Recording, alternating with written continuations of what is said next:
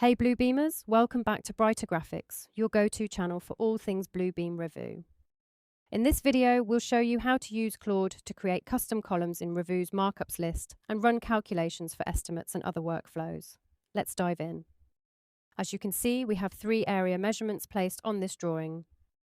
Traditionally, creating custom columns meant opening the Markups List, heading to Manage Columns, and manually setting up text, numeric, or formula columns. Now, we'll let Claude handle that setup for us, making the entire process faster and far more efficient. Before we begin, make sure your Claude desktop app is connected to Revu and that you're on a Bluebeam Max subscription. For this example, we'll walk through a tile quantity estimate inside Revu. We'll ask Claude to reference the drawing currently open in Revu and convert all area measurements to square millimeters. Next, we'll need 3 custom columns to complete this workflow. First, a text type column called tile size, which will act as an input for Claude to later calculate the tile area. Second, a numeric column called tile area, which Claude will populate in square millimeters once we send our next prompt. Finally, a formula-based column called number of tiles, using the formula measurement divided by tile area. Here is our formula. Revu will pull the value from the area's measurement column and divide it by the corresponding value in the tile area column. We'll set the formula column's decimal accuracy to 2 digits. Once we send the prompt, Claude will convert the area units and generate the custom columns automatically.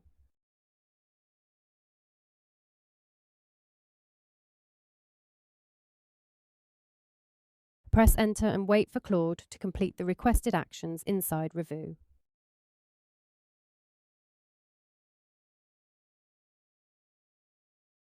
Claude confirms the task is complete, so let's switch back to Revu to review the results. Here it is. Our area measurements have been successfully converted from square feet to square millimeters. We now have our 3 new custom columns in place, though we still need to verify that each one is set to the correct type. For the numeric tile area column, we'll ask Claude to calculate the area based on the tile size entered in our first column. To do that, we'll enter a tile size for each area measurement in that text-based column, which will serve as the input for our next prompt to Claude. Let's see how that works.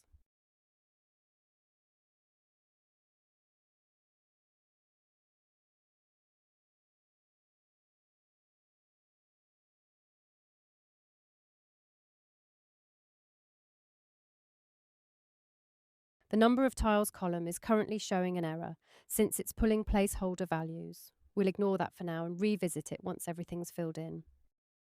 Here's the workflow in short. We provide the tile size, Claude calculates the tile area and fills in that numeric column, and the formula column automatically computes the final result.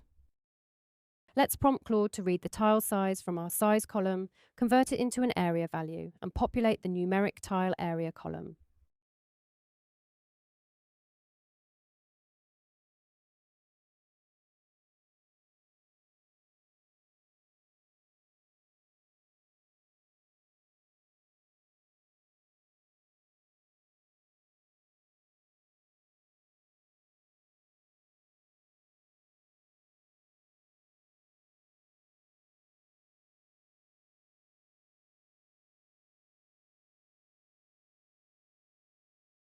And there it is. Claude has returned the calculated values for every column right here in the chat. Let's head back to the markups list to confirm. Here's the full picture. We entered the tile size and Claude converted it into the corresponding area. Claude then populated the tile area column with those calculated values. Finally, our formula-based number of tiles column uses both the tile area and measurement columns for our area 1, 2, and 3 to calculate the result, exactly as we set it up. Let's also confirm everything's configured correctly in the Manage Columns section of the Markups list. Selecting the number of tiles column and clicking Edit lets us verify the formula expression, which is set up precisely as instructed. To put this workflow to the test, let's ask Claude to create 2 new area measurements. 4 million millimeters square and 160,000 millimeters square anywhere on this PDF, and we'll explain why in a moment. Here's our largest area measurement, 2,000 by 2,000 millimeters, for a total of 4 million square millimeters. And here's the smaller one, representing a single tile at 400 by 400 millimeters or 160,000 square millimeters. Now let's right-click the smaller tile and select the multiply option from the context menu. Since our tile measures 400 millimeters and the larger area spans 2,000 millimeters in length, 5 tiles will fit perfectly across the first row. Next, we'll select all 5 tiles in that row and multiply them again. This time, we'll keep the same 400 millimeter spacing, create 4 more rows, and set the direction to down. As expected, 25 tiles of 400 by 400 millimeters fit perfectly within the 2000 by 2000 millimeters area. Straightforward geometry that confirms our layout. Now let's revisit area measurement 4, the 2000 by 2000 millimeter area we just created, and repeat our previous process analytically to confirm what we just demonstrated visually. Since our tile size is 400 by 400 millimeters, we'll enter that value into the tile size column for area 4.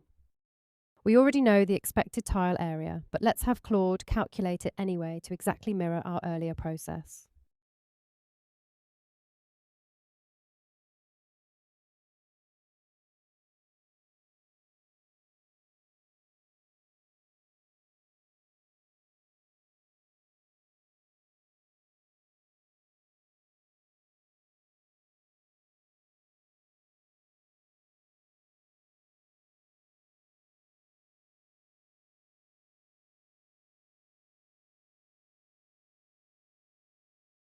There's no need to repeat this for every measurement, so we'll just ask Claude to run it for area measurement 4.